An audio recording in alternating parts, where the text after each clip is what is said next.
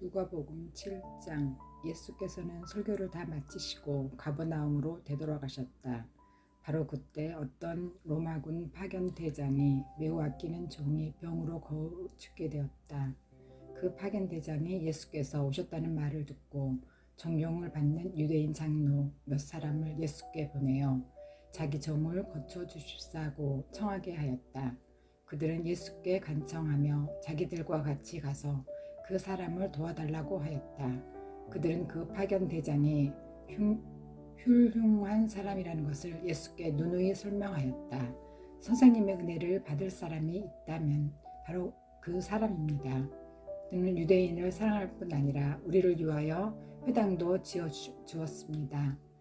예수께서 그들과 함께 가셨다. 파견 대장의 집 가까운 곳에 이르렀을 때 파견 대장은 친구들을 보내어 말하였다. 선생님께서 친히 저희 집에 오시는 것이 불편하지 않겠습니까? 저는 선생님과 같은 분을 저희 집에 오시게 해서 만나 배울 만한 자격이 없는 사람입니다. 선생님이 계시는 장소에서 한 말씀만 해 주십시오. 그러면 제 종이 나을 것입니다. 저도 상관을 모시고 있지만 제 밑에도 부하들이 있어서 제가 가라 하면 가고 오라 하면 옵니다. 또 제 종에게 이것을 하라 하면 그대로 합니다. 그러니 선생님께서 나아라 하고 한마디만 하시면 제 종이 깨끗이 나을 것입니다. 예수께서 감탄하시며 군중을 보고 말씀하셨다. 나는 이스라엘 사람 가운데에서도 이만한 믿음을 가진 사람을 보지는 못하였다. 파견 대장이 보낸 사람들이 집에 돌아가 보니 종은 말끔히 나아 있었다. 가브의 아들을 살리시다. 그 후에 예수께서 제자들과 함께 나인이라는 동네로 가셨는데 늘 그렇듯이 많은 군중이 뒤따랐다. 성문 앞에 이르렀을 때 마침 상여를 맨 행렬이 나오고 있었다. 죽은 사람은 어떤 과부의 외아들이었다. 그 동네에서 나온 많은 조객들이 과부의 뒤로 따라오고 있었다. 주님은 그 과부를 보시고 측은하게 여겨 울지 말라 하고 위로하셨다. 그리고 관 가까이로 걸어가서 관에 손을 대시자 메고 가던 사람들이 걸음을 멈추었다. 예수께서 젊은이여 내가 내게 말한다. 일어나라 하고 말씀하셨다. 그러자 죽었던 젊은이가 일어나서 그를 둘러선 사람들에게 말을 하기 시작하였다. 예수께서는 그를 그 어머니에게 돌려주셨다. 군중은 모두 두려움에 쌓여 하나님을 찬양하며 소리쳤다. 우리에게 큰 예언자가 나타나셨다. 우리는 오늘 우리 가운데서 일하시는 하나님을 보았다. 그날 예수께서 이런 일을 하셨다는 소문은 유대 구석구석은 물론 국경선을 넘어서까지 퍼져나갔다. 요한의 제자들의 이 소문을 듣고 요한에게 알렸다. 요한이 제자 두 사람을 예수께 보내며 당신이 정말 오신다는 그분입니까? 아니면 우리가 아직도 그분을 기다려야 합니까? 하고 물어보게 하였다. 그 두 제자가 왔을 때 예수께서는 마침 온갖 병자들을 고쳐주고 계셨다. 절름발이와 맹인들을 고치시고 귀신들을 쫓아내셨다. 요한의 두 제자가 우리 선생님이 당신이 정말 오신다는 그분입니까? 아니면 우리가 아직도 그분을 기다려야 합니까? 하고 여쭤보라 하십니다. 하고 말하자 예수께서 이렇게 대답하셨다. 가서 요한에게 오늘 너희가 본 것 들은 것을 모두 알려라. 맹인이 보고 절름발이가 바로 걷고 나병 환자가 완전히 나았으며 기머거리가 다시 듣고 죽은 사람이 살아났다. 그리고 가난한 사람들이 복음을 듣고 있다. 그러니 그에게 나를 의심하지 않는 사람은 복이 있다고 말하라. 요한이 보낸 사람들이 떠난 후에 예수께서는 군중들에게 요한에 대해서 이렇게 말씀하셨다. 너희가 유대 광야로 보러 나갔던 그 사람이 누구더냐? 그가 바람에 흔들리는 갈대와 같이 연약한 사람이더냐? 값진 옷을 입은 사람이더냐? 아니다. 호화롭게 사는 사람은 궁궐에 있지 광야에는 없다. 그러면 너희는 그를 예언자로 보았느냐? 옳다. 그는 예언자보다 더 위대한 사람이다. 그는 성경에서 보라 내가 이제 내 심부름꾼을 보내어 내 길을 준비하도록 하겠다라고 한 바로 그 사람이다. 여자의 몸에서 태어난 사람 중에 세례 요한보다 더 큰 인물은 없다. 그러나 하나님 나라에서는 가장 보잘것없는 사람이라도 그보다 크다. 이 말씀을 들은 사람들은 세리들까지도 하나님을 찬양했는데 그들은 요한에게서 세례받은 자들이었다. 그러나 바리새파 사람들과 율법학자들은 요한이 베푸는 세례를 받지 않았으며 하나님께서 그들에게 베풀고자 하시는 계획조차도 받아들이려 하지 않았다. 예수께서 다시 말씀하셨다. 이 세대 사람들을 무엇으로 비유하면 좋을까? 그들은 무엇과 같은가? 그들은 마치 어린아이들이 편을 갈라 놀이를 하면서 너희는 우리가 결혼식 놀이를 해도 즐거워하지 않고 장례식 놀이를 해도 슬퍼하지 않는구나 하고 말하는 것과 같다. 세례 요한이 와서 떡도 먹지 않고 포도주도 마시지 않자 너희는 그를 미친 사람일 거라고 수군거렸다. 그러나 이번에는 내가 음식을 먹고 포도주를 마시자 저 사람은 먹는 것을 무척이나 밝히고 술도 잘 마시는군. 게다가 세리나 죄인들과 어울려 하고 말한다. 그러나 하나님의 지혜가 참되다는 것은 그 지혜를 받아들인 사람에 의해서 밝혀지는 법이다. 예수께서 바리새파 사람의 집에 초대를 받고 가셨다. 모두 앉아서 식사를 하고 있는데 한 여자는 예수께서 거기 계시다는 말을 듣고 향유를 담은 옥합을 가지고 들어왔다. 그 여자는 방 안에 들어와서 예수의 발 뒤쪽에 무릎을 꿇고 앉아 울면서 눈물로 예수의 발을 적셨다. 그리고 자기 머리카락으로 닦으며 발에 입 맞추고 향유를 부었다. 예수를 초대한 바리새파 사람이 그 여자의 행동을 바라보며 생각하였다. 이것이야말로 예수가 예언자가 아니라는 증거로군. 만일 참으로 하나님이 보낸 사람이라면 이 여자가 어떤 부류의 여자라는 것을 알 게 아닌가. 예수께서 그의 생각을 아시고 말씀하셨다. 시몬아, 내가 네게 할 말이 있다. 선생님, 말씀하십시오. 하고 시몬이 대답하자 예수께서 말씀하셨다. 어떤 돈놀이하는 사람에게 빚진 사람 둘이 있었다. 한 사람은 500데나리온을 빚졌고 또 한 사람은 50데나리온을 빚졌다. 그러나 두 사람이 다 빚을 갚을 수 없게 되자 돈놀이하는 사람은 그들의 빚을 다 탕감하여 주었다. 그러면 그 후에 누가 더 그를 사랑하겠느냐? 제 생각에는 더 많이 탕감받는 사람입니다. 하고 시몬이 대답하자 예수께서 내 말이 옳다 하고 말씀하셨다. 그리고 나서 예수께서 그 여자를 보시며 시몬에게 말씀하셨다. 여기 이 여자를 보라. 너는 내게 발의 먼지를 씻을 물도 줄지 않았지만 이 여자는 눈물로 내 발을 적시고 내 머리카락으로 닦아주었다. 너는 내 얼굴에도 입 맞추며 인사하지 않았지만 이 여자는 들어와서부터 거듭거듭 내 발에 입을 맞추었다. 너는 내 머리에 기름을 바르는 예의도 차리지 않았지만 이 여자는 값진 향유를 내 발에 부었다. 그러므로 이 여자는 많은 죄를 용서받았다. 그 증거로 이 여자는 나를 많이 사랑하였다. 그러나 적게 용서받은 사람은 사랑도 적게 나타낸다. 그리고 그 여자에게 말씀하셨다. 내 죄는 용서받았다. 그러자 식탁에 앉아있던 사람들이 속으로 이 사람이 누구인데 남의 죄까지 용서한다고 하는가 하고 수군거렸다. 그러나 예수께서는 그 여자에게 말씀하셨다. 내 믿음이 너를 구원하였다. 평안히 가라. 누가복음 8장. 그 후 예수께서는 갈릴리의 여러 도시와 마을을 두루다니며 하나님 나라가 온 것을 선포하고 복음을 전하셨는데 12 제자도 동행하였다.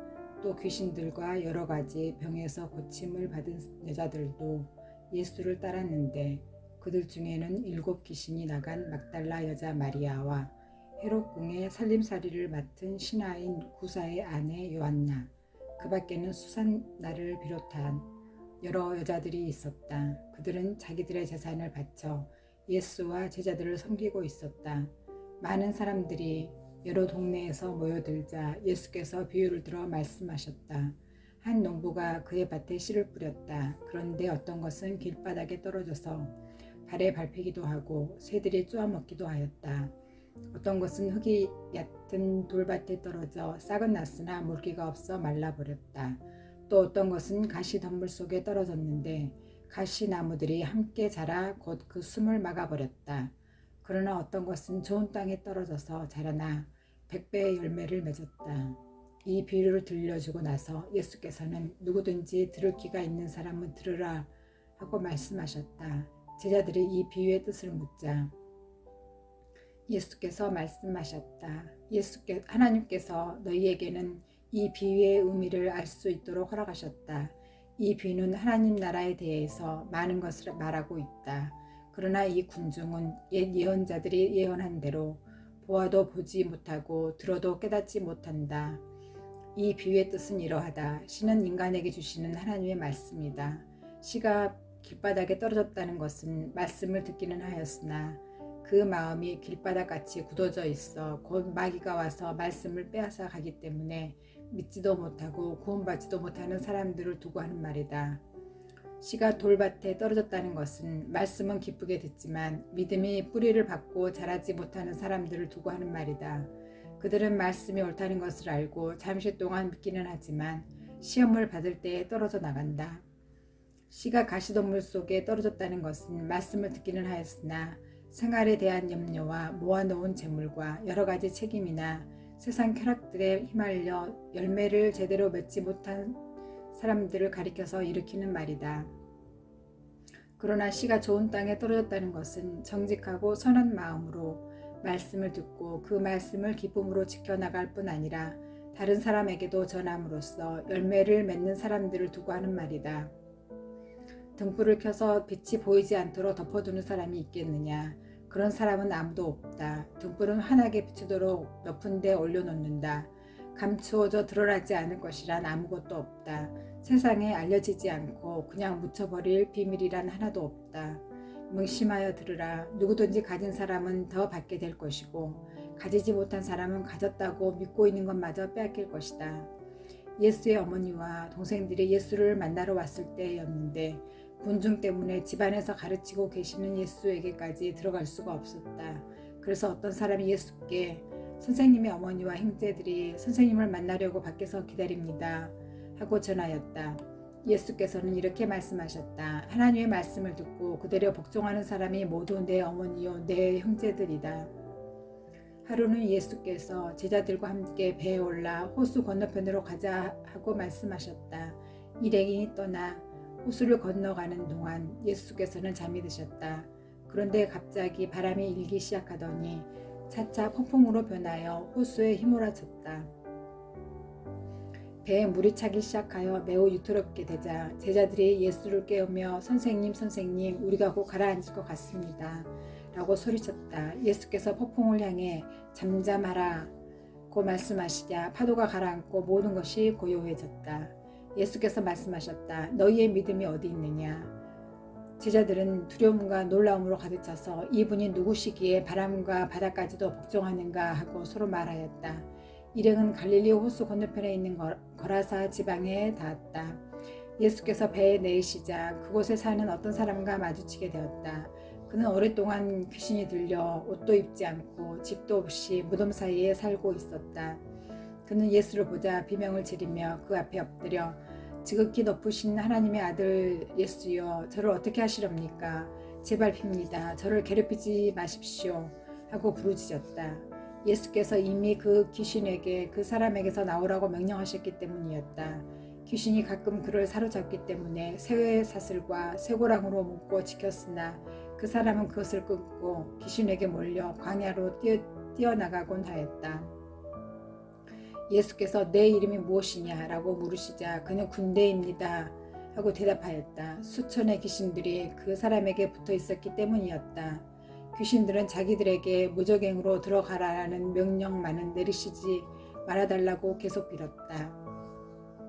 마침 그곳에서 가까운 산 기슭에 놓아서 기르는 큰 돼지떼가 있었다. 귀신들이 자기들을 그 돼지들 속으로 들어가게 해달라고 간청하였다. 예수께서 허락하시자 귀신들은 그 사람에게서 나와 돼지들 속으로 들어갔다. 그러자 그 온 돼지떼가 산부타를 내려달려 호수에 빠져 죽고 말았다.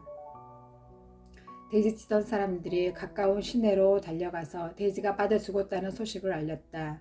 사람들이 무슨 일이 일어났는지 보러 나왔다가 귀신 들렸던 사람이 옷을 입고 멀쩡하게 예수의 발 앞에 조용히 앉아 있는 것을 보고자 모두 겁에 질렸다.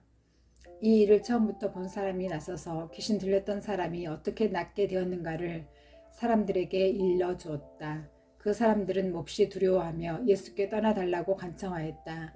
예수께서는 되돌아가려고 배에 오르셨다. 그때 귀신 들렸던 사람이 따라가게 해달라고 요청하였으나 예수께서는 그를 돌려보내며 말씀하셨다. 내 가족에게로 돌아가 하나님께서 내게 얼마나 놀라운 일을 행하셨는가를 알려주어라. 그는 온 시내를 돌아다니면서 예수께서 베푸신 놀라운 일을 모든 사람에게 알렸다. 예수께서 돌아오시자 기다리고 있던 군중들이 모두 반갑게 영접하였다. 그때 회당 책임자인 야이로라는 사람이 와서 예수의 발 앞에 엎드려 자기 집에 함께 가시자고 예언하였다. 그의 하나밖에 없는 12살 난 어린 딸이 죽어가고 있었기 때문이었다. 예수께서 그의 집을 향해 가시자 군중들이 에워싸면서 따라갔다. 예수께서 걸어가실 때에 어떤 여자가 뒤에 와서 예수의 옷을 손에 대었다. 그 여자는 12회 동안이나 하혈로 고생해 오면서 여러 의사들에게 치료를 받느라고 재산을 다 써버렸으나 고치지 못하였다. 그러나 그 여자가 예수의 옷단을 만지는 순간 하혈이 그쳤다.